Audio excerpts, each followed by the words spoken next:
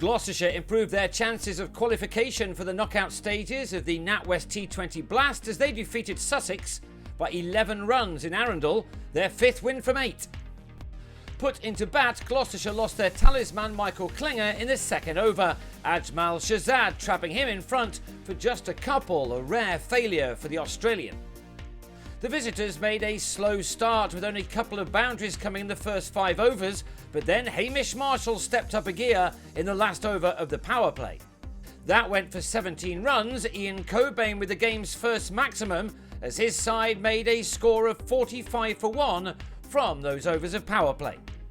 Marshall played the day's winning innings, he too clearing the rope off Will Beer before completing his half-century of 31 balls. Gloucestershire had done well to get to 89 for 1 at the halfway stage of their innings, another 6 from Cobain now confirming this as a major partnership. Gloucestershire were though just getting pegged back when Marshall went big again off Danny Briggs, who then had Cobain caught by Chris Nash for 37, the second wicket stand ending on 120. Marshall seeing things through to the end was now important for the visiting team. But at the end of the 18th over, he picked out Matt Machin off Shahzad to depart for a 55-ball 90, the total on 152 for 3.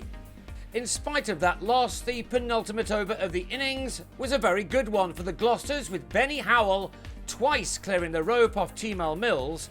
That over cost 16 runs, while the last one from Shahzad was also expensive, going for 15. Howell made 23 off only 8 deliveries before falling at the end, Gloucestershire ending on 184 for 4, a total that they would have been very pleased with. The Sharks, who began this game like their opponents well placed in the South Group, with 3 wins from 6, made a bright start to their reply. Nash struck an early 6 while Luke Wright took 3 fours off a single Matt Taylor over, as Sussex replied by knocking off 23 of the runs in the first 3 overs.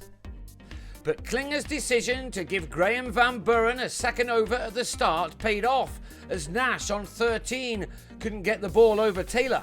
Wright though continued to press on, and by the end of the 6 overs of power play, his side were reasonably placed on 50 for 1, 135 more required of 14 overs.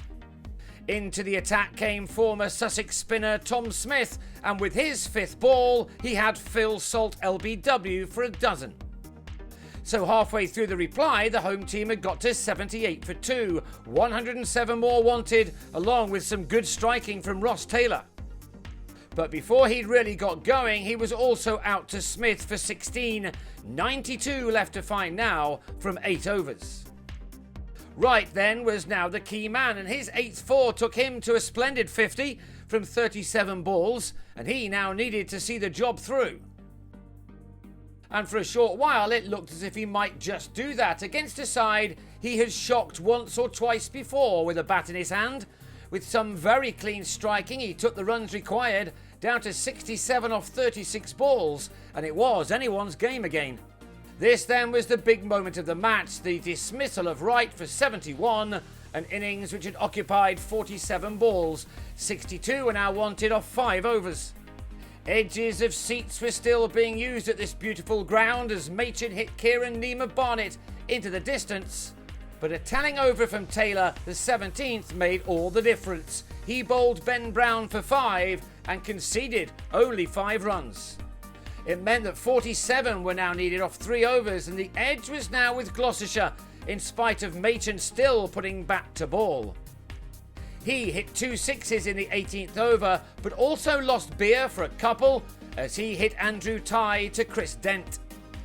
And when the terrific Taylor then disturbed Machin's stumps at the start of the penultimate over, it was game over. The left-hander gone for a 31, made from only 18 balls. Taylor ended with the fine figures of 3 for 29 from his 4 overs, the Sharks unable to make the 21 runs they needed off the last over in spite of a late flourish from Mills. They ended on 173 for 9, and that meant a loss by 11 runs, Gloucestershire moving up to second in the group with 11 points, while Sussex are in 4th spot with 8.